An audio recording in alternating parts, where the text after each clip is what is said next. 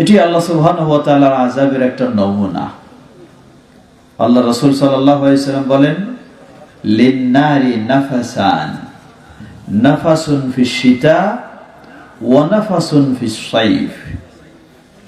জাহান্নাম দুইবার শ্বাস ছাড়ে, একটা শীতকালে ঠান্ডার শ্বাস, আরেকটা হলো গ্রীষ্মকালে গরমের শ্বাস।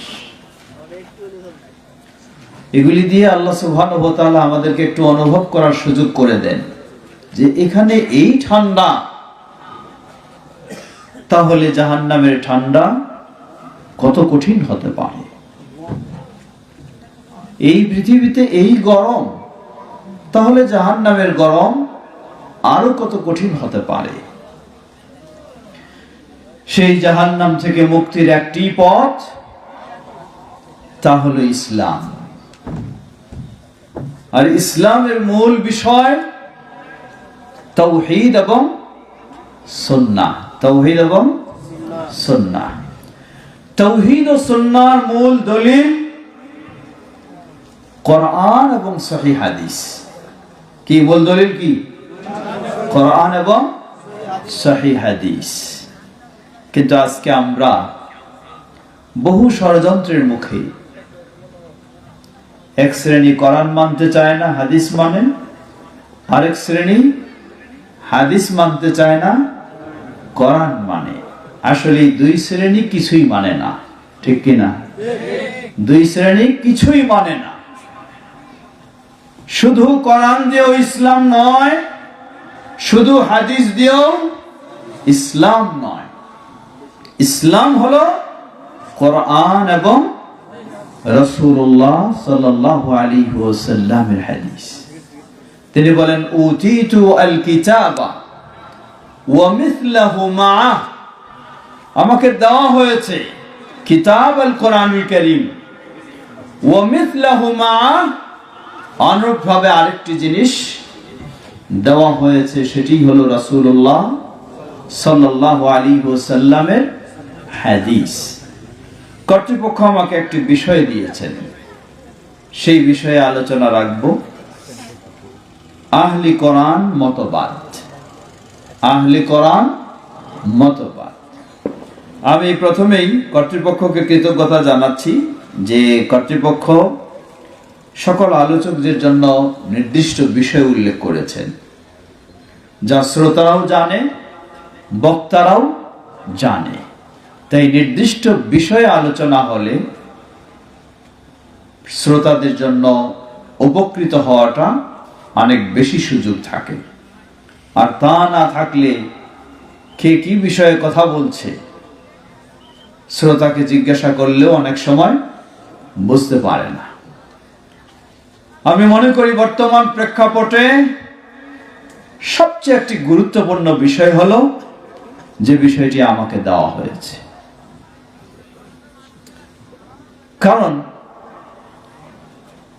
একজন মুসলিম যিনি ধার্মিক, যিনি কোরআন তেলাওয়াত করেন, যিনি সালাত আদায় করেন, এই মুসলিমকে যদি ইসলাম থেকে বের করতে চায়, কেউ চায়, তাহলে তাকে যদি ডাইরেক্ট অশ্লীলতার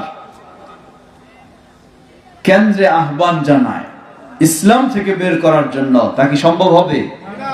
হবে না। কারণ সে সরাসরি প্রত্যাখ্যান করবে, বলবে, না, তোমার এই অশ্লীলতা আমি যেতে পারি না, তোমার এই নোংরা কাজে আমি যেতে পারি না, তোমার এই দিনহীন কাজে আমি যেতে পারি না, তোমার এই ইসলাম বিরোধী কাজে আমি যেতে পারি না। কিন্তু এই কোরআন প্রিয় মুসলিমকে, এই নামাজি মুসলিমকে, এই দিনদার মুসলিমকে যখন কোরআনের দোহাই দিয়ে কোরআন থেকে দূরে নেওয়ার চেষ্টা করবে, তখন এই ষড়যন্ত্রকারী এখানে সফল হবে। কারণ সবাই কোরআনের ডাক সাড়া দিতে প্রস্তুত। কোরআনের ডাকে সাড়া দিতে প্রস্তুত না? আমরা সবাই প্রস্তুত। সুতরাং এই ফিতনা, এই ষড়যন্ত্র একটি ভয়াবহ ফিতনা ও ষড়যন্ত্র। সকলকে এই বিষয়টি ভালোভাবে বুঝতে হবে, ভালোভাবে জানতে হবে, যাতে আপনি সেই ফিতনার শিকার না হন। আল্লাহ আমাদেরকে হেফাজত করুন, এই উম্মাহকে এই ভয়াবহ ফিতনাগুলি থেকে রক্ষা করুন। ফিরে আসি, বিষয়টি একটু গভীরে আমরা যাব। তাদের কি বক্তব্য, তাদের কি কৌশল, তাদের কি উদ্দেশ্য, খেয়াল রাখবেন। প্রথম হলো তাদের কি বক্তব্য, দ্বিতীয় হলো তাদের কি কৌশল, তৃতীয় হলো তাদের কি উদ্দেশ্য। তিনটা জিনিস শুধু মনে রাখবেন। প্রথম হলো তারা কি আহলে কোরআন? জবাব না, তারা আহলে কোরআন নয়। আহলে কোরআন আমরা, যারা কোরআন মানি, হাদিস মানি, তারা হলাম আমরা আহলে কোরআন। বলুন আলহামদুলিল্লাহ। বলেন কেমনে? আল্লাহ রাসূল সাল্লাল্লাহু আলাইহি ওয়াসাল্লাম বললেন, হাদিস সহিহ, আউতিরু ইয়া আহলাল কোরআন, হে আহলে কোরআন, তোমরা বেতরের সালাত আদায় করো।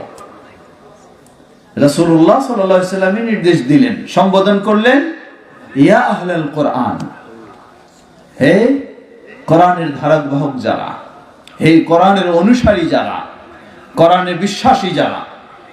সুতরাং প্রকৃত আহলে কোরআন হলাম কারা? আমরা। সেই বাতিলপন্থী কখনো আহলে কোরআন হতে পারে না। তারা কোরআন অস্বীকারী, কোরআন বিদ্বেষী, কোরআনের শত্রু, হাদিস অস্বীকারী, হাদিস বিদ্বেষী, হাদিসের শত্রু, তারা কখনো আহলে কোরআন হতে পারে না। এজন্য তাদেরকে আহলে কোরআন বলাটাও ঠিক নয়। এজন্য অন্য একটি শব্দ আমরা ব্যবহার করি, কি সেটি? তাহলে কথিত আহলে কোরআন। কি কথিত আহলে কোরআন? কারণ এরা তো আসলে আহলে কোরআন নয়। আহলে কোরআন হলো আমরা, আমরা যারা কোরআন মানি তারা আহলে কোরআন। আর যে কোরআন মানবে সে অবশ্যই রাসূলুল্লাহ সাল্লাল্লাহু আলাইহি ওয়াসাল্লামের হাদিস মানবে, বাধ্য সে মানতে। যে কোরআন মানবে সে রাসূলুল্লাহ সাল্লাল্লাহু আলাইহি ওয়াসাল্লামের হাদিস মানতে বাধ্য, কোরআনই তাকে বাধ্য করবে। এদেরকে কি বলবো? এরা হলো হাদিস অস্বীকারী, অথবা এদেরকে বলা যেতে পারে কোরআনী। কি কোরআনী? যে না, আরবিতে বলা হয় কোরআনীয়ুন। এরা শুধু কোরআনের কথা বলে, কোরআনের উপর বিশ্বাস করে, কোরআনের উপর থাকতে চায়, এজন্য কোরআনী বলে, আহলে কোরআন নয়। তাদের কি বক্তব্য? তাদের বক্তব্য, আপনি সাধারণ মানুষ এই তাওহীদ ফাউন্ডেশনের এই ইসলামী সম্মেলনে ৫-৭ জন বক্তা বক্তব্য রাখলেন। সবাই তাদের বক্তব্যে এই দৃষ্টি আকর্ষণ করেছেন যে এই হাদিস সহিহ, এটা মানতে হবে, এই হাদিস যায়ীফ, এটা মানা যাবে না, এই হাদিস জাল, এটাকে প্রত্যাখ্যান করতে হবে। সবারই এই কথা, ঠিক কিনা?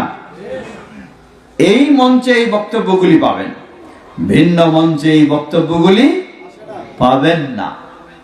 ভিন্ন মঞ্চে খালি বলবে যে হাদিসে আছে। কিসে আছে? হাদিসে আছে। হাদিস সহিহ না জাল নাকি কোনো ভেদাভেদের প্রয়োজন নেই। এজন্য হাদিস অস্বীকারীরাও তাদের পিছনে নেই। আর যারা বলে এই হাদিস সহিহ, এই হাদিস যায়ীফ, এই হাদিস জাল, হাদিস অস্বীকারীরা এদের পিছনেই। কারণ পৃথিবীর বুকে এরাই একমাত্র হাদিসের সবচেয়ে বেশি গুরুত্ব দিয়ে থাকে। কথা বুঝাতে পেরেছি? কারা হাদিসের বেশি গুরুত্ব দেয়? যাদেরকে আপনি ইসলামের কোন বিষয় বললে তিনি বলবেন, আপনি এই ইবাদতের কথা বললেন আমি বুঝলাম, তবে আমি আমার বাপদাদার খোঁজ খবর নেব। আমার বাপদাদা যদি এই ইবাদত করে তাহলে করব, যদি না করে তাহলে করব না। তারাই তো হাদিসের বেশি গুরুত্ব দেয়, নাকি? আরেক শ্রেণীর কাছে গিয়ে বললেন এই ইবাদত করতে হবে, তারা আপনার জবাবে বলল, আপনি যে ইবাদতের কথা বললেন আমরা আজকে খুঁজে দেখব আমাদের সেই মাযহাবে এই ইবাদতের কথা আছে কিনা। যদি মাযহাবে এই ইবাদতের কথা থাকে তাহলে মানবো, আর না থাকলে মানবো না। এরাই তো হাদিসের বেশি গুরুত্ব দেয়। আরেক শ্রেণীর কাছে গিয়ে বললেন, তারা আপনাকে বলল, আপনি যে ইবাদতের কথা বললেন আমি আগে জানবো, জিজ্ঞাসা করে নেব আমাদের পীর মুর্শিদ গাউস কুতুব যারা আছে তারা যদি এই কথা বলে থাকে তাহলে মানবো, না হলে মানবো না। এরাই তো হাদিস বেশি মানে। আরেক শ্রেণীর কাছে গিয়ে বললেন, তারা আবার আপনাকে জবাব দিল, আপনি যে ইবাদতের কথা বললেন আমরা একটু খুঁজে দেখব এটি আমাদের তরিকায় আছে কিনা, যদি তরিকায় থাকে তাহলে মানবো, না হলে মানবো না। এরাই তো হাদিস বেশি মানে। আরেক শ্রেণীকে বললেন, তারা আবার বললেন, আপনি যে ইবাদতের কথা বললেন আমাদের সমাজে খুঁজে দেখব সমাজে এটার আমল আছে কিনা, যদি থাকে সমাজে আমল তাহলে মানবো, যদি না থাকে মানবো না। এরাই তো হাদিস মানে। মনে রাখবেন, এই শ্রেণীগুলি কেউ হাদিসের গুরুত্ব দেয় না। মাযহাবী গুরুত্ব দেয় মাযহাবের, পীর মুরিদি গুরুত্ব দেয় পীরের, তরিকাপন্থী গুরুত্ব দেয় তরিকার, বাপদাদার অনুসারী গুরুত্ব দেয় বাপদাদার, সমাজের অনুসারী গুরুত্ব দেয় সমাজের। পৃথিবীর বুকে হাদিসের গুরুত্ব দেয় কোরআনের সাথে একটি শ্রেণী, যাদেরকে আপনি যখন বলবেন কোন ইবাদতের কথা তারা আপনাকে সাথে সাথে জবাব দেবে, আপনি যে আমলের কথা বললেন, যে ইবাদতের কথা বললেন, এই ইবাদত কি আমার প্রিয় রাসূল নবী মুহাম্মদ সাল্লাল্লাহু আলাইহি ওয়াসাল্লাম থেকে বিশুদ্ধভাবে প্রমাণিত কিনা। যদি প্রমাণিত হয়ে থাকে সে মানার জন্য প্রতিটি মুহূর্তে প্রস্তুত থাকবে। এরাই হলো আহলুল হাদিস। লিল্লাহি তাকবীর। এরাই হলো আহলুল হাদিস। নিজেদের পরিচয় তারা দিবে আহলুল হাদিস, নিজেদের পরিচয় দিবে তারা সালাফি, নিজেদের পরিচয় দিবে তারা আহলুত তাওহীদ, নিজেদের পরিচয় দিবে তারা আহলুস সুন্নাহ, ভিন্ন কোনো পরিচয় দেবে না। সুতরাং শুধু এই আপনার কসবায় নয়, এই ব্রাহ্মণবাড়িয়ায় নয়, বাংলাদেশে নয়, ভারত উপমহাদেশে নয়, শুধু এশিয়ায় নয়, ইউরোপে, আফ্রিকায়, আমেরিকায়, গোটা বিশ্বে খুঁজে দেখুন, যেখানে আহলুল হাদিস রয়েছে, যেখানে সালাফি রয়েছে, তারা হলো ওইসব ব্যক্তি যারা কোরআনুল কারীমের সাথে সাথে হাদিসকেও ইসলামের আকীদা আমল সর্বক্ষেত্রে সমান গুরুত্ব দিয়ে থাকে। এই জন্য এই ষড়যন্ত্রকারী ভ্রান্ত বেঈমানেরা, হাদিস অস্বীকারীরা, এরা আহলুল হাদিসের অঞ্চলগুলিকে টার্গেট করে তাদের প্রচারণা চালানোর চেষ্টা করে। কারণ যারা ভিন্ন চিন্তায় রয়েছে তাদের কাছে তো এত সমস্যা নাই, হাদিস থাকুক আর নাই থাকুক, হাদিস মানো আর নাই মানো, কোনো চিন্তা নেই, তাদের তো প্রস্তুত রয়েছে সবকিছু।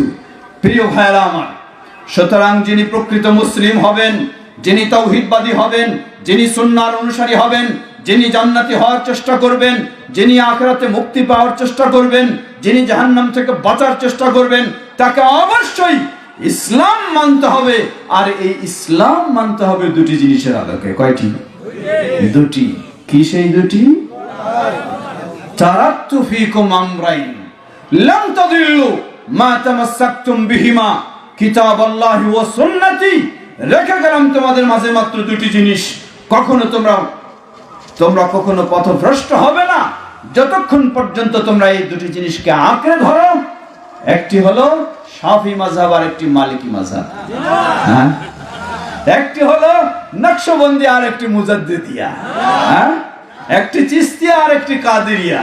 হ্যাঁ, লা হাওলা ওয়ালা কুওয়াতা ইল্লা বিল্লাহ। রেখে গেলাম মাত্র দুটি জিনিস, যতক্ষণ পর্যন্ত এই দুটিকে তোমরা আঁকড়ে ধরবে কখনো পথভ্রষ্ট হবে না। একটি হলো মা ক্বাল আল্লাহ, যা আল্লাহ বলেছেন, আল্লাহর কিতাব আল কোরআনুল কারীম। দ্বিতীয়টি হলো মা ক্বাল রাসূলুল্লাহ, যা রাসূলুল্লাহ সাল্লাল্লাহু আলাইহি ওয়াসাল্লাম বলেছেন, রাসূলের হাদিস। লিল্লাহি তাকবীর। এই দুটিই হলো হেদায়েতের পথ, এই দুটিই হলো ঈমানের বিষয়, এই দুটিই হলো ইসলামের মূল বিষয়, এই দুটিই হলো জান্নাতের পথ, এই দুটিই হলো জাহান্নাম থেকে বাঁচার পথ।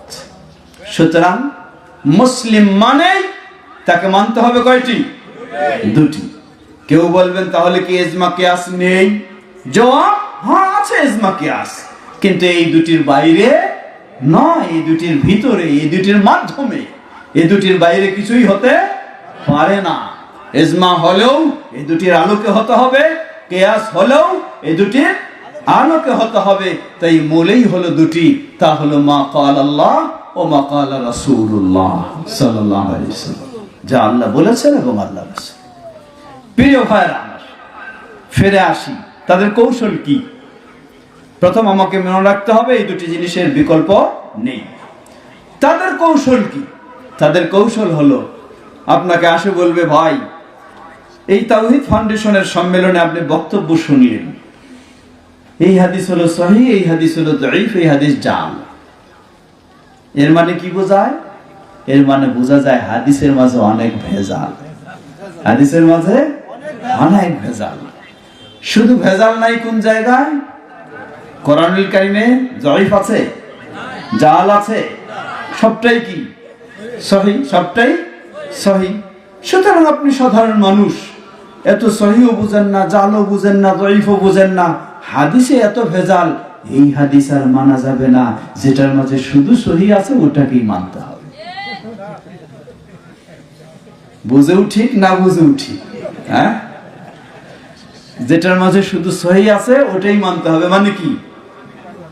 জবাব কোরআন, মানে হলো শুধু কোরআন মানতে হবে, হাদিস মানা যাবে না। ভাবলেন, চিন্তা করলেন, আসলেই তো জাল হাদিসের জন্য এই ভ্রান্ত আকীদা বিশ্বাস বিস্তার লাভ করে, জাল হাদিসের জন্য এইসব হয়। সুতরাং এই জাল হাদিস কেন মানব?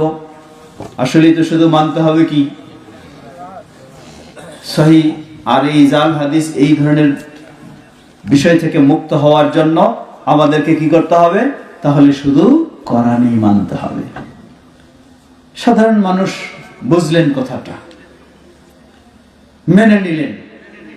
পরের দিন আপনার কাছে আসবে, আসে বলবে, ভাই কি ব্যাপার, আপনি 5 বার মসজিদে দৌড়ান কেন? কেন দৌড়াবো না?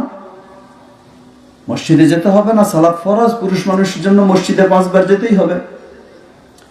আচ্ছা ভাই, এই যে কোরআন নেন তো দেখেন তো, গোটা কোরআনে খোঁজে দেখেন তো 5 বার মসজিদে যাওয়ার জন্য বলা হয়েছে নাকি?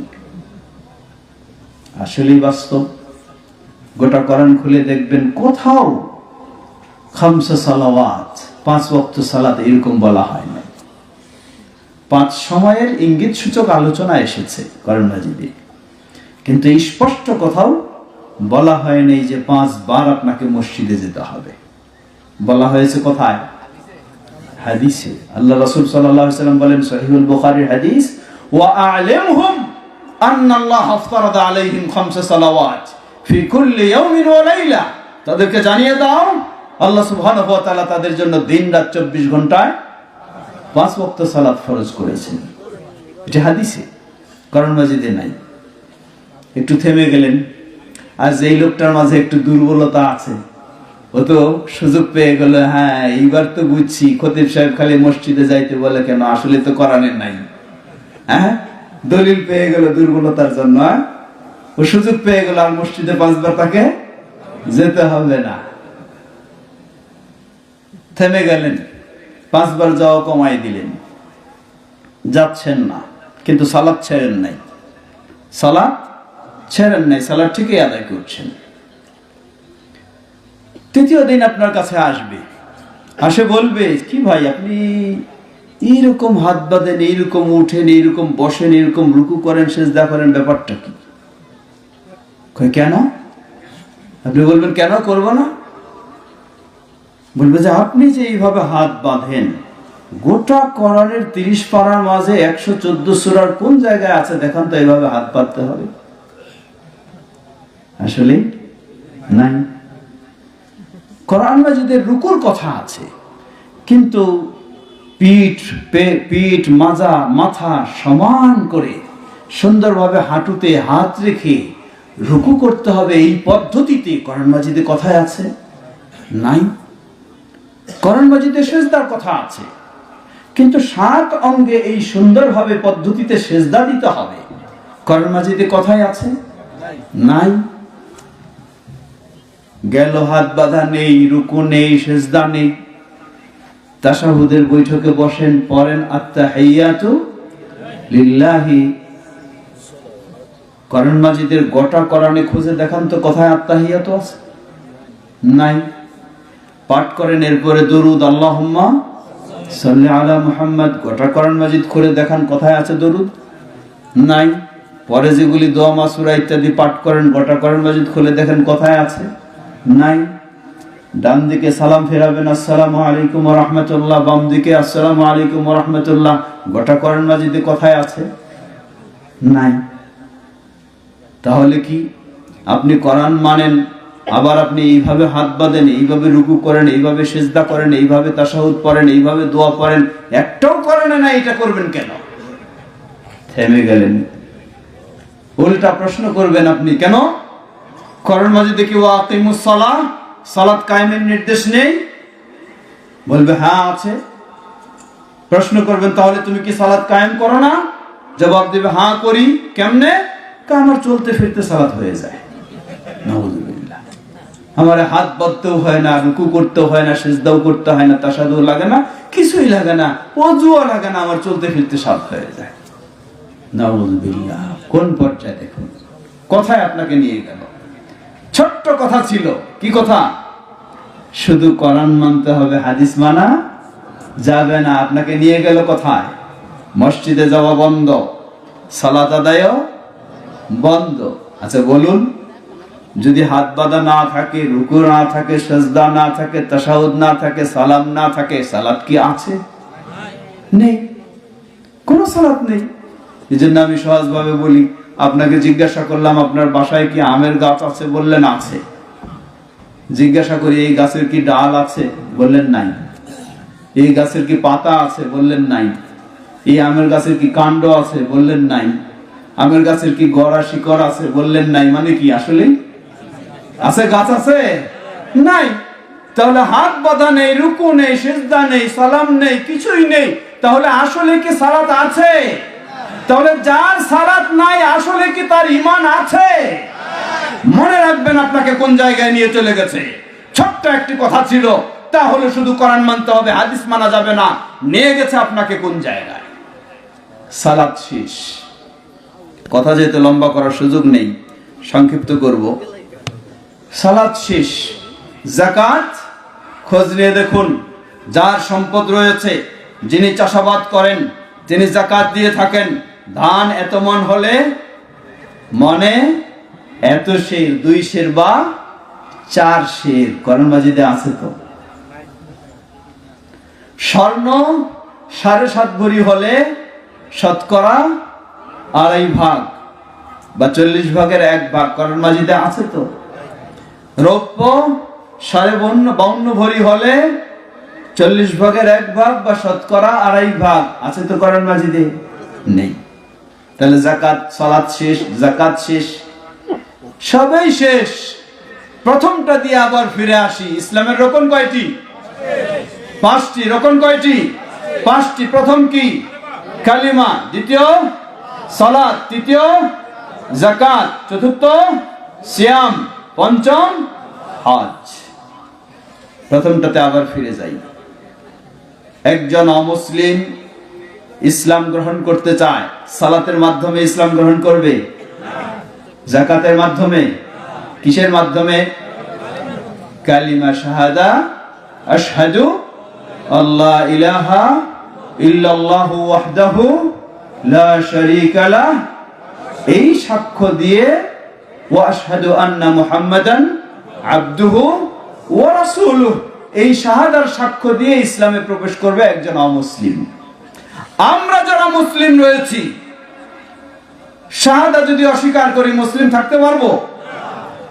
আমরাও মুসলিম থাকতে হলে আমাদেরকে শাহাদা মেনে থাকতে হবে। প্রশ্ন আপনাদের কাছে, গোটা কোরআন খুলে দেখুন কোন জায়গায় শাহাদা, কালিমা শাহাদা রয়েছে। জবাব, আসলে কোরআন মাজিদে কথাও রয়েছে শুধু লা ইলাহা ইল্লাল্লাহ, এতটুকু। কথাও রয়েছে মুহাম্মাদুর রাসূলুল্লাহ, এতটুকু। পূর্ণ কালিমা শাহাদা গোটা কোরআন মাজিদে খুঁজে পাবেন না। এর মানে ওই কথায় ফিরে আসুন, শুধু মানতে হবে কি? কোরআন। মানা যাবে নাকি হাদিস? তাহলে শাহাদা কোথায় আছে? শাহাদা কোরআনে না হাদিসে? শাহাদা হাদিসে রয়েছে। তাহলে হাদিস মানা যাবে না মানে শাহাদা মানা যাবে না। এর মানে নতুন ইসলামে কাউরা আসা যাবে না, আর যারা মুসলিম রয়েছে তাদেরও মুসলিম থাকা যাবে না। গোটা বিশ্ব কিসের? অমুসলিমের। গোটা বিশ্ব কিসের? অমুসলিমের। তাহলে এদের লক্ষ্য উদ্দেশ্য কি? গোটা বিশ্ব অমুসলিমের, কাফেরের বিশ্ব গড়াই হলো এদের উদ্দেশ্য। লা হাওলা ওয়ালা কুওয়াতা ইল্লা বিল্লাহ। কি ভয়ঙ্কর পর্যায়ে নিয়ে যায়। প্রিয় ভাইরা আমার, সুতরাং কোন মুসলিম তিনি ইসলামের উপরে থাকবেন কোরআন এবং সহিহ হাদিসের অনুসরণ করে। এটি হলো নিয়ম, এটি কোরআন বলে, এটি সুন্নাহ বলে। যারা বলে শুধু কোরআন মানি হাদিস মানি না, আসলেই তারা কোনো সন্দেহ নেই তারা কোরআনও মানে না। কোরআন মানলে বাধ্য তাকে রাসূলের হাদিস মানতেই হবে, কারণ কোরআন মাজিদে এক জায়গায় নয় হাজারো জায়গায় আল্লাহ রাব্বুল আলামিন রাসূলুল্লাহ সাল্লাল্লাহু আলাইহি ওয়াসাল্লামকে অনুসরণ করার, তার হাদিস মানার, তার কথা মানার নির্দেশ দিয়েছেন। যেমন সূরা হাশর 7 নম্বর আয়াত আল্লাহ কি বলেন, ওয়ামা আতাকুমুর রাসূলু ফাখুযুহু ওয়ামা নাহাকুম আনহু ফান্তাহু। রাসূল তোমাদেরকে যা দিয়েছেন তা গ্রহণ করো। কে বলছে? কোরআন বলে দিচ্ছে। আল্লাহ বলছেন, কোরআন বলে দিচ্ছে রাসূল তোমাদেরকে যা দিয়েছেন তা গ্রহণ করো। সুতরাং কোন ব্যক্তি যদি বলে আমি শুধু কোরআন মানি হাদিস মানি না, আসলে কোনো সন্দেহ নাই সে কি মানে না, কোরআনে মানে না। যদি কোরআন মানতো, কোরআন তাকে বাধ্য করে রাসূলের হাদিস মানতেই হবে। রাসূলের হাদিস মানা ছাড়া কোরআন মানা সম্ভব নয়। এই ধরনের অসংখ্য অগণিত আয়াত। বরং আমরা আরো ক্লিয়ার ভাবে বলতে পারি, যারা বলে শুধু কোরআন মানি হাদিস মানি না, এই কোরআনেই বলে দিচ্ছে তারা মুমিন হতে পারে, তারা ঈমানদার নয়, তারা অমুসলিম, তারা মুসলিম নয়, যতই কোরআনের কথা বলুক। দলিল আল্লাহ সুবহানাহু ওয়া তাআলা স্পষ্ট করেছেন, কোরআন বলে দিচ্ছে। সূরা নিসা, কোন সূরা? আয়াত 65। কত? 65 মনে রাখবেন। আল্লাহ বলেন, ফালা ওয়ারাব্বিকা লা ইউমিনুন হাত্তা ইউহাক্কিমুকা ফীমা শাজারা বাইনাহুম সুম্মা লা ইয়াজিদু ফী আনফুসিহিম হারাজাম মিম্মা কাদাইত ওয়া ইউসাল্লিমু তাসলিমা। সুবহানাল্লাহ। আল্লাহ কত স্পষ্ট করে দিলেন। যারা বলে শুধু কোরআন মানি হাদিস মানি না, ওই কাফেরদেরকে বলতে চাই, তোমার এই কোরআন কি বলছে তুমি খুলে দেখো। সূরা নিসা 65 নম্বর আয়াত আল্লাহ বলেন, ফালা ওয়া রাব্বিকা, হে নবী তোমার রবের কসম করে বলছি, লা ইউমিনুন, তারা ঈমানদার হতে পারে না, হাত্তা ইউহাক্কিমুকা ফীমা শাজারা বাইনাহুম, তাদের মাঝে পরস্পর দ্বন্দ্ব, এই দ্বন্দ্বের সমাধানকারী হিসাবে নবী তোমাকে যতক্ষণ না মেনে নেবে ততক্ষণ পর্যন্ত তারা ঈমানদার হতে পারে না। নবী মুহাম্মদ সাল্লাল্লাহু আলাইহি সাল্লামের সমাধান বলবেন যে সমাধান মেনে নিলাম কিন্তু হাদিস মানি না। কথা ঠিক? সমাধান মানলাম কিন্তু হাদিস মানি না, হতে পারে? সমাধান মানা মানে কি মানা? রাসূলুল্লাহ সাল্লাল্লাহু আলাইহি ওয়াসাল্লামের হাদিস মানা। তাহলে কোরআনেই স্পষ্ট বলে দিচ্ছে, যারা বলে শুধু হাদিস মানি কোরআন মানি না, আসলে তারা কি নয়, মুমিন হতে পারে না। অতএব এই ধরনের কোন ব্যক্তি যদি আপনার সাথে কথা বলতে আসে যে ভাই এই যুগে হাদিস মানার সুযোগ নেই, কারণ হাদিস সেই 1400 বছর আগে এসেছে, কত রকমের এর মাঝে ভেজাল এসে গেছে, অতএব এই যুগে হাদিস মানার সুযোগ নেই, ওই ব্যক্তির সাথে আপনার কোনো কথা বলার প্রয়োজন নেই, তার কথা কোনো শোনার প্রয়োজন নেই। কারণ আপনি সাধারণ মানুষ, আপনি যদি তার সাথে বসতে চান, আপনি যদি তার সাথে কথা বলতে চান, তাহলে আপনাকে পর্যায়ক্রমে কি থেকে বের করে নেবে? ইসলাম থেকে বের করে নেবে। আপনি এক বাক্যে দৃঢ়ভাবে বিশ্বাস করবেন যে বলবে আমি শুধু কোরআন মানি হাদিস মানি না, সে কোনোদিন মুসলিম হতে পারে না, কোনোদিন সে মুসলিম হতে পারে না, সে অমুসলিম, সে কাফির। মুসলিম হলে অবশ্যই যাকে কোরআন মানতে হবে, কোরআন মানা মানে রাসূলুল্লাহ সাল্লাল্লাহু আলাইহি সাল্লামের হাদিস মানা। হ্যাঁ, হাদিস মানবো, হাদিসটি অবশ্যই হতে হবে কি সহিহ, কোনো সন্দেহ নেই। কিন্তু এর অর্থ এই নয় জাল হাদিস বাদ দেব এর মানে হাদিসেই বাদ দেব, দাঈফ হাদিস বাদ দেব এর মানে হাদিসেই বাদ দেব। তাহলে মনে রাখবেন, ইসলাম মানার কোনো সুযোগ হবে না। কারা এই কথাগুলি বলছে? কাদের এই চিন্তাগুলি? জবাব কয়েক শ্রেণী। যারা খ্রিস্টান তারাও মানুষদেরকে এই পথে নিয়ে যায় এই কৌশলে, যারা কাদিয়ানি তারাও এই কৌশল অবলম্বন করে, যারা ভ্রান্ত শিয়া চরমপন্থী তারাও এই কৌশল অবলম্বন করে। বলেন কেন? উদাহরণস্বরূপ ধরে নেন, খ্রিস্টান, এদের কৌশল কি? এদের কৌশল হলো শুধু কোরআন মানাবে, হাদিস মানবে না। কেন? আপনার কাছে আসে বলবে, ভাই এই যে কোরআন, আপনি একটু খুলে দেখেন, একটু গবেষণা করে দেখেন, কোরআনে কতবার মুহাম্মদ সাল্লাল্লাহু আলাইহি সাল্লামের নাম এসেছে আর কতবার ঈসা আলাইহিস সালামের নাম এসেছে। আপনি খুঁজে দেখলে পাবেন কোরআন মাজিদে মুহাম্মদ সাল্লাল্লাহু আলাইহি সাল্লামের নাম এসেছে মাত্র 4 বার, আর ঈসা আলাইহিস সালামের নাম এসেছে প্রায় 25 বারের বেশি। দ্বিতীয় দিন আপনাকে বলবে, ভাই আপনি কোরআন পড়ছেন, বুঝছেন, মানছেন, এই কোরআনে যদি ঈসা আলাইহিস সালামের সবচেয়ে বেশি, মুহাম্মদ সাল্লাল্লাহু আলাইহি সাল্লামের চেয়ে বহুগুণে বেশি আলোচনা আসে, তাহলে কাকে বেশি মানবেন? কথা বুঝেছেন? তাহলে কাকে বেশি মানবেন? যার নামটা তো বেশি আসবে তাকেই। এর মানে আপনাকে কি বানাবে? এই কৌশলে খ্রিস্টান বানাবে, আর বলে দিবে হাদিস মানা যাবে না। কারণ হাদিস আপনাকে ক্লিয়ার করে দিয়েছে যে ঈসা আলাইহিস সালামের আবারও আগমন হবে, আগমন ঘটলেও ঈসা আলাইহিস সালাম নবী রাসূল হিসাবে তার আগমন হবে না, তার আগমন হবে মুহাম্মদ সাল্লাল্লাহু আলাইহি সাল্লামের শরীয়তের শাসক হিসাবে। সুবহানাল্লাহ। ঈসা আলাইহিস সালামের আগমন হলেও তিনি নবী রাসূল হিসাবে থাকতে পারবেন না, নতুন নবী রাসূল হিসাবেও নয়, এই মুহাম্মদ সাল্লাল্লাহু আলাইহি সাল্লামের শরীয়তের একজন শাসক হিসাবে। তাহলে একজন খ্রিস্টানের তো কোনোই সুযোগ নেই। সবগুলি ক্লিয়ার কে করে দিচ্ছে? হাদিস।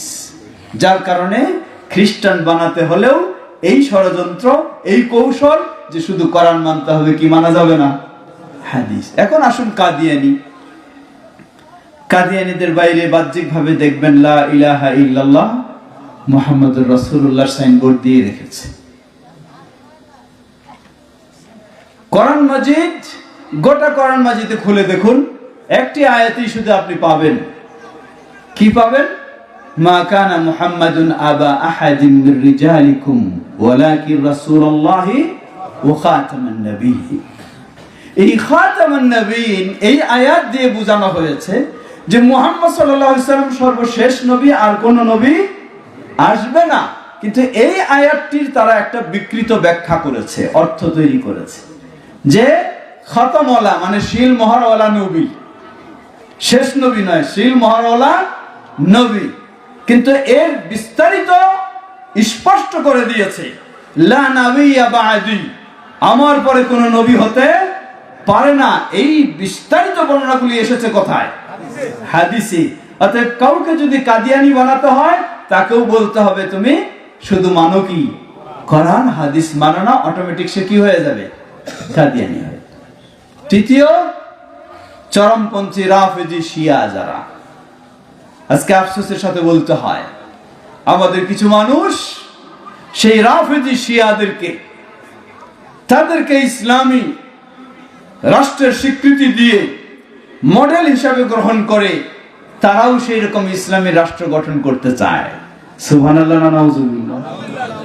মনে রাখবেন, সেই রাফেজিদের, শিয়াদের ইসলাম আর আমাদের ইসলাম কখনো এক হতে পারে না। ইরানের সেই ইসলামী রাষ্ট্রে এই গোটা কোরআন মাজিদ, যে কোরআন আমরা মেনে চলি, সেই কোরআনও সেখানে অচল। সেই কোরআনও অচল। বলেন কেমনে অচল? কোরআন মাজিদে খুলে দেখুন, আপনি একটি সূরা পাবেন, নাম হলো সূরা মুহাম্মদ, আছে না? প্রশ্ন হলো, কোরআন মাজিদে সূরা মুহাম্মদ আছে, তাহলে সূরা আলী গেল কোথায়? কোরআন মাজিদ খুলে দেখেন, পাবেন সূরা ইউসুফ, আছে না? সূরা ইউসুফ আছে, তাহলে সূরা হাসান হুসাইন গেল কোথায়? কোরআন মাজিদে খুলে দেখুন, সূরা মারিয়াম আছে না? সূরা মারিয়াম আছে, তাহলে সূরা ফাতিহা গেল কোথায়? আজীব কথা। সুতরাং শিয়াদের বিশ্বাস হলো এই কোরআন পরিপূর্ণ কোরআন নয়, তাদের সর্বশেষ 12তম ইমাম অদৃশ্যে রয়েছে। যখন তার আগমন ঘটবে, সে আরো 10 পারা কোরআন সহ তার আগমন ঘটবে, তখন কোরআন পরিপূর্ণ হবে। এই হলো ইসলামী রাষ্ট্র, এই হলো কোরআনের প্রতি বিশ্বাস। শুধু এই নয়, তেহরানে এখন ওই বই পুস্তকগুলো প্রিন্ট হয় যেখানে কোরআন মাজিদের আয়াতগুলিকে বিকৃত করে আবু বকর ও ওমর রাদিয়াল্লাহু তাআলা আনহুমাকে গালিগালাজ করে লানত বর্ষণ করে আয়াত তৈরি করে সংযোজন করা হয়েছে, এখনো সেটা হয়। তাহলে যেই রাষ্ট্রে কোরআন নেই সঠিক, যদি বলেন রাসূলুল্লাহ সাল্লাল্লাহু আলাইহি সাল্লামের হাদিস, এটা তো বহু আগেই ব্যান্ড হয়ে গেছে, রাসূলের হাদিস তাদের কাছে নেই। তারপর যদি বলেন খোলাফায়ে রাশিদিন, যেখানে আবু বকর রাদিয়াল্লাহু আনহুকে লানত বর্ষণ করা হয়, ওসমান রাদিয়াল্লাহু আনহুকে লানত বর্ষণ করা হয়, ওমর রাদিয়াল্লাহু আনহুকে লানত বর্ষণ করা হয়, সেখানে মেনে নেওয়ার তো কোনো প্রশ্নই আসে না। উম্মুল মুমিনিন আয়েশা রাদিয়াল্লাহু আনহা, যার নামে এই বড় কেক কেটে বিশাল আলখাল্লা পরা মানুষেরা সেই কেকের মধ্যে শক্ত বড় করে লিখে দেওয়া হয় আয়েশা ফিন্নার, আয়েশা হলো জাহান্নামী, নাউযুবিল্লাহ, এই বলে কেক কেটে উৎসব করে। এটার নাম হলো কি? ইসলামী রাষ্ট্র। এটার নাম হলো ইসলামী রাষ্ট্র।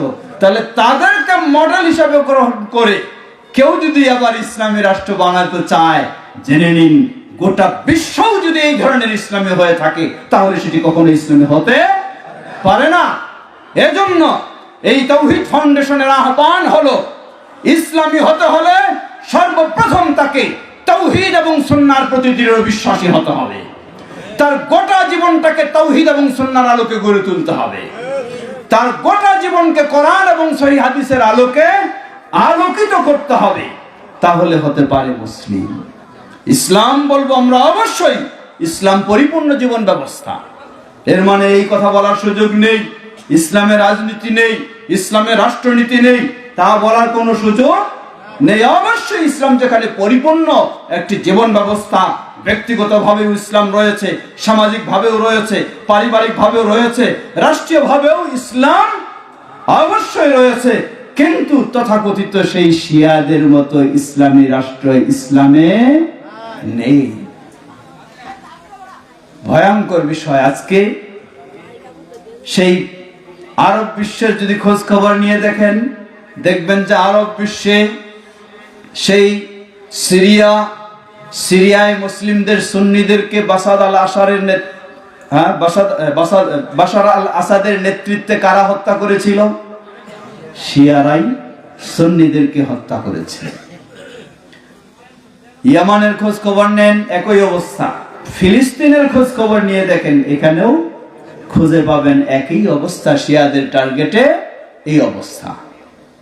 লিবিয়ায় খোঁজ খবর নিয়ে থাকেন একই, ইরাকে খোঁজ খবর নেন একই। সর্বত্র এই থাবা শক্তিশালী ভাবে আক্রমণ করছে যে সবাইকে শিয়া বানানোর জন্য। সুতরাং একটি মাত্র বলবো আমরা, এই তাওহীদ ফাউন্ডেশন, একটি মাত্র বলবো আমরা, তাওহীদের দেশ, সেটি হলো বালাদুল হারামাইন শরীফাইন। সেই সিরিয়াকে সুপ্রতিষ্ঠিত করছে আজকে। আপনারা দেখেছেন কিছুদিন আগে সেই ট্রাম্পের সাথে যেই বড় ধরনের চুক্তি বা অনেক কিছুর বিষয়ে আমির মোহাম্মদ বিন সালমান হাফিজাহুল্লাহ শক্ত অবস্থানে ছিলেন যে ইসরায়েলের সাথে কোনো স্বাভাবিকতার সুযোগ নেই যতক্ষণ না ফিলিস্তিনে একটি পূর্ণ ইসলামী মুসলিমদের রাষ্ট্র প্রতিষ্ঠিত হয়। সিরিয়ায় একই অবস্থা, ইয়ামানে একই অবস্থা, চলছে বিদ্রোহ, গৃহযুদ্ধ সেই সুদানে। সেটিকে বন্ধের ভূমিকা গ্রহণ করেছে একমাত্র সেই তাওহীদের দেশ।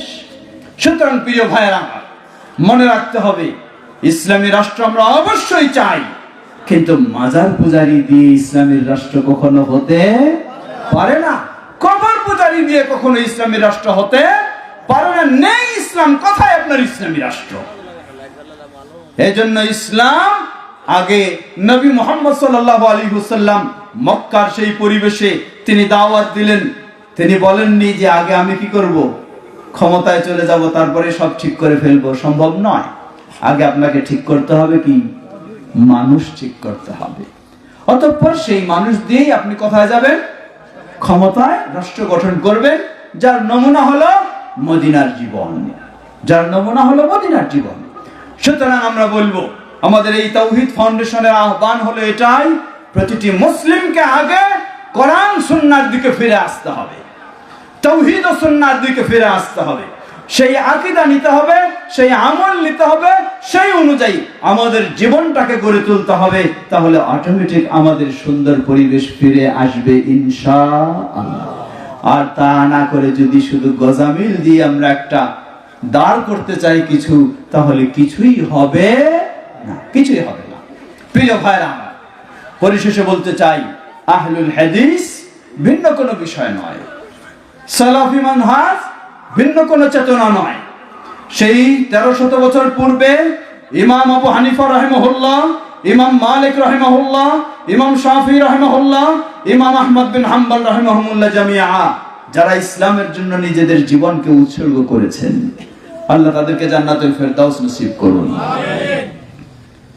তারা সবাই মুসলিম উম্মাহকে এই নির্দেশনা দিয়েছেন, কোন ব্যক্তির অন্ধ অনুসরণ নয়, অন্ধ অনুসরণ হবে কোরআন এবং সহিহ হাদিসের, কোরআন এবং সহিহ হাদিসের। ইমাম আবু হানিফা রাহিমাহুল্লাহর মাযহাবেই ছিল এটা, বলুন আলহামদুলিল্লাহ। তাহলে কেমনে? ইমাম আবু হানিফা রাহিমাহুল্লাহ থেকে বিশুদ্ধ সূত্রে প্রমাণিত, সহিহভাবে প্রমাণিত।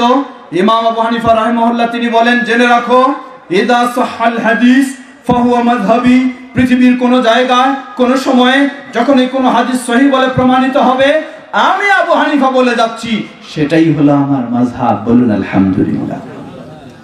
সুতরাং আমাদের আহ্বান হলো সেটাই, আমাদের দাওয়াত হলো সেটাই, নতুন কিছুই নয়। ইমাম আবু হানিফা রাহিমাহুল্লাহ যা বলেছেন, কোরআন এবং সহিহ হাদিসই হলো আমাদের মানহাজ, কোরআন এবং সহিহ হাদিসই হলো আমাদের মাযহাব, কোরআন এবং সহিহ হাদিসই হলো আমাদের আকীদা, কোরআন এবং সহিহ হাদিসই হলো আমাদের চলার পথ। সেই পথেই আমাদেরকে আঁকড়ে ধরতে হবে। যত রকমের কোরআন, সেই কোরআনী তথা হাদিস অস্বীকারী বলুন, আর বাউল ফকির বলুন, আর যা কিছুই বলুন, সব কিছু প্রত্যাখ্যান করে সেই সঠিক পথেই আপনাকে অনুসরণ করতে হবে। আল্লাহ সুবহানাহু ওয়া তাআলা সেই নির্দেশনায় দেন। আল্লাহ রাব্বুল আলামিন বলেন, ওয়া আন্না হাযা সিরাতী মুস্তাকিমা ফাত্তাবিউহু ولا تتبعوا السبل فتفرق بكم عن سبيله ذلكم وصاكم به لعلكم تتقون وأن هذا صراطي مستقيما। নবী সাল্লাল্লাহু আলাইহি সাল্লাম বলে দিচ্ছেন, এই সরল সঠিক পথটাই হলো আমার পথ। ফাত্তাবিউ, এই সরল সঠিক সোজা পথটাই তোমরা অনুসরণ করো। ওয়ালা তাত্তাবিউস সুবুলা, ডানে বামে অনেকগুলি পথ রয়েছে, সেগুলি অনুসরণ করো না। যদি করো, ফাতাফাররাকা বিকুম আন সাবিলি, তাহলে তোমাদেরকে আল্লাহর সঠিক পথ থেকে বিচ্যুত করবে, জান্নাতের পথ থেকে বিচ্যুত করবে। দুনিয়াও শেষ, আখিরাতেও শেষ। আমাদের আহ্বান সেটাই।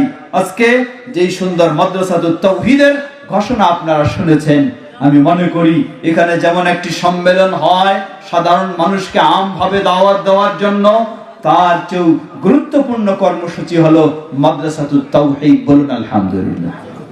তাই আমাদের সকলের দায়িত্ব, কর্তব্য, প্রথম দায়িত্ব কর্তব্য হলো মুসলিম বাবা মা হিসাবে আমাদের সন্তানদেরকে সঠিক ইসলামের শিক্ষা দিতেই হবে, দিতেই হবে, এর কোনো বিকল্প নেই। আল্লাহ রাসূল সাল্লাল্লাহু আলাইহি ওয়াসাল্লাম বললেন, যে মানুষেরা জান্নাতে যাবে, জান্নাতে উদাহরণস্বরূপ ধরে নেন তারা সেকেন্ড ক্লাস জান্নাতে আছে, হঠাৎ দেখবেন সেকেন্ড ক্লাস জান্নাত থেকে তারা ফার্স্ট ক্লাস জান্নাতে চলে গেছেন। কিভাবে গেলেন? জান্নাতে কি সালাত আদায় করবে, যাকাত দেবে, সিয়াম পালন করবে? ইবাদত তো সেখানে নাই। জান্নাতীরা প্রশ্ন করবে আল্লাহর কাছে, হে আল্লাহ, ওয়া আন্না হাযা লি, এই জান্নাতে এই মর্যাদা বৃদ্ধিটা আমার কিভাবে হলো? আল্লাহ সুবহানাহু ওয়া তাআলা জবাব দিবেন, লিইস্তিগফারি ওয়ালাদিকা লাকা, জেনে রাখো পৃথিবীতে তোমার সন্তান রয়েছে, ওই সন্তান পৃথিবীতে তোমার জন্য আল্লাহর কাছে বারবার বলছে রব্বির হামহুমা কামা রব্বায়ানি সাগীরা। সন্তানের ওই ইস্তিগফারে, ওই দোয়ার কারণে তোমার জান্নাতের এক ক্লাস থেকে তুমি হাই ক্লাসে চলে গেছো। সুবহানাল্লাহ, আল্লাহু আকবার। আল্লাহ আমাদের সন্তানদেরকে এভাবে কবুল করে নিন, আমরা যেন আমাদের সন্তানদেরকে সেভাবে গড়ে তুলতে পারি, আল্লাহ তৌফিক দান করুন। এজন্য আপনাকে বেছে নিতে হবে মাদ্রাসাতুত তাওহীদ। এটি সুসংবাদ, বিশাল সুসংবাদ। আপনার সন্তান সম্ভব হবে না সেই ঢাকায় গিয়ে পড়ানো, সম্ভব হবে না আরো দূর জায়গায় গিয়ে, কিন্তু আপনার বাড়ির পাশে এই মাদ্রাসাতুত তাওহীদ, এই সুযোগকে আপনি অবশ্যই সুবর্ণ সুযোগ হিসাবে, বড় সুযোগ হিসাবে গ্রহণ করবেন। প্রথম, নিজেদের সন্তানদেরকে আমরা দেব তাওহীদ শেখানোর জন্য, সুন্নাহ শেখানোর জন্য, সঠিক ইসলামের আলোকে গড়ে তোলার জন্য। অতঃপর অন্য যারা পরিচিত রয়েছে তাদেরকেও আমরা উদ্বুদ্ধ করব, এবং এই মাদ্রাসাকে প্রতিষ্ঠিত করার জন্য আমাদের যা সহযোগিতার প্রয়োজন সাধ্য অনুযায়ী সকলে সেই সহযোগিতাও দেব ইনশাআল্লাহ। দেব তো ইনশাআল্লাহ? ইনশাআল্লাহ। আপনার সন্তানকে অবশ্যই ইসলামী মৌলিক বিষয়গুলি তাকে শিক্ষা দিতেই হবে, এর বিকল্প কোনো পথ নেই। অবশ্যই আপনাকে শিক্ষা দিতেই হবে। এর অর্থ এই নয় আপনার সন্তানকে শুধু মাদ্রাসায় দাওরা হাদিস পড়াতে হবে অথবা কামিল পড়াতে হবে না। ইসলাম তা আপনাকে বাধ্য করেনি, কিন্তু ইসলাম আপনাকে বাধ্য করেছে মুসলিমের সন্তানকে মুসলিম হিসাবে গড়ে তুলতেই হবে, নামাজির সন্তানকে নামাজি বানাতেই হবে, বেনামাজি হতে পারে না। এজন্য আপনি ডাক্তার বানান, ইঞ্জিনিয়ার বানান, আরো কিছু বানান, অসুবিধা নেই, কিন্তু তাকে মৌলিক ইসলামী শিক্ষা দিতেই হবে। আজকে যেমন মাদ্রাসা ক্লাস 5 পর্যন্ত, আলহামদুলিল্লাহ, আপনার ছেলে বা মেয়েকে ক্লাস 5 পর্যন্ত যদি সুন্দরভাবে পড়ানোর ব্যবস্থা করেন, এরপরে তাকে অন্যদিকে নিয়ে গেলেন, অসুবিধা নেই। তার ভিতরে তাওহীদ এবং সুন্নাহর বীজ বপন হবে। গোটা জীবনটাই সে আল্লাহকে ভয় করে চলবে, গোটা জীবনটাই সে বাবা মায়ের প্রতি সদাচরণ করবে, এবং বাবা মায়ের জন্য রব্বির হামহুমা কামা রব্বায়ানি সাগীরা তার মুখ দিয়ে অন্তর থেকে বের হবে ইনশাআল্লাহ। আমরা বলবো মাদ্রাসার কর্তৃপক্ষকেও আপনারা মাদ্রাসাটাকে সুন্দর করার চেষ্টা করুন, সুন্দর সিলেবাস ব্যবহার করুন। বাংলাদেশ আহলে হাদিস তালিমি বোর্ড, জামিয়াত আহলে হাদিসের একটি গুরুত্বপূর্ণ প্রতিষ্ঠান, গোটা বাংলাদেশের এই জাতীয় মাদ্রাসার জন্য সুন্দর সিলেবাস প্রণয়ন করেছে, পাঠ্যপুস্তক প্রণয়ন করেছে। সেগুলিকে সংগ্রহ করে সুন্দরভাবে সাজানোর চেষ্টা করুন। প্রতিষ্ঠানও হবে সুন্দর, মানুষের প্রতি গুরুত্ব দেবে। আমাদের সন্তানদেরকেও তাওহীদপন্থী সুন্নাহপন্থী সন্তান হিসাবে গড়ে তোলা সম্ভব হবে ইনশাআল্লাহ। কথা খুব দীর্ঘ করতে চাই না, যেহেতু আপনারা দূর দূরান্ত থেকে হয়তো অনেকে এসেছেন, শীত প্রচন্ড, তাই কষ্টের মাঝে ফেলতে চাই না। পরিশেষে আবারও স্মরণ করে দিতে চাই, মুসলিম একজন মানুষ হিসাবে ইসলাম আমাদেরকে মেনে চলতেই হবে, আর ইসলাম মানতে হলে কোরআন এবং কি সহিহ হাদিসের আলোকে মানতেই হবে। সুতরাং যারা বলে শুধু কোরআন হাদিস নয়, তারা কোনোদিন মুসলিম হতে পারে না। আমরা যেন খাঁটি মুসলিম হতে পারি, তাওহীদপন্থী হতে পারি, সুন্নাহপন্থী হতে পারি, আমাদের সন্তানদেরকেও সেভাবে গড়ে তুলতে পারি। আল্লাহ আমাদের এই দেশবাসীকেও সেই পথে কবুল করে নিন। দেশের সর্বস্তরের মানুষকে তাওহীদ ও সুন্নাহর পথে হেদায়েত দান করুন, তাওহীদ ও সুন্নাহর পথে চলার তৌফিক দান করুন। আমাদের মাঝে উপস্থিত অনুপস্থিত যারা অসুস্থ রয়েছেন, সকলকে আল্লাহ পরিপূর্ণ সুস্থতা দান করুন। বিশেষ করে আমাদের তাওহীদ ফাউন্ডেশনের সম্মানিত সভাপতি সাহেব, সাধারণ সম্পাদক সাহেব এবং আরো যারা আপনারা সহায় অবদান রাখছেন, আল্লাহ সকলের অবদানকে কবুল করে নিন। আমাদের দাওয়াতি কার্যক্রম যেন আমরা সম্মিলিতভাবে পরস্পরের সহযোগিতা দিয়ে সামনে এগিয়ে যেতে পারি, আল্লাহ আমাদের সকলকে সে তৌফিক দান করুন। আমাদের সন্তানদেরকে যেন ইসলামের আলোকে গড়ে তুলতে পারি, আল্লাহ আমাদের সে তৌফিক দান করুন। আমাদের প্রিয়জন যারা বিদায় নিয়ে চলে গেছেন, বাবা মা ভাই বোন, আল্লাহ তাদের ভুল ত্রুটি ক্ষমা করে জান্নাতুল ফিরদাউস নসিব করুন। সুবহানাকাল্লাহুম্মা ওয়া বিহামদিকা আশহাদু আল্লা ইলাহা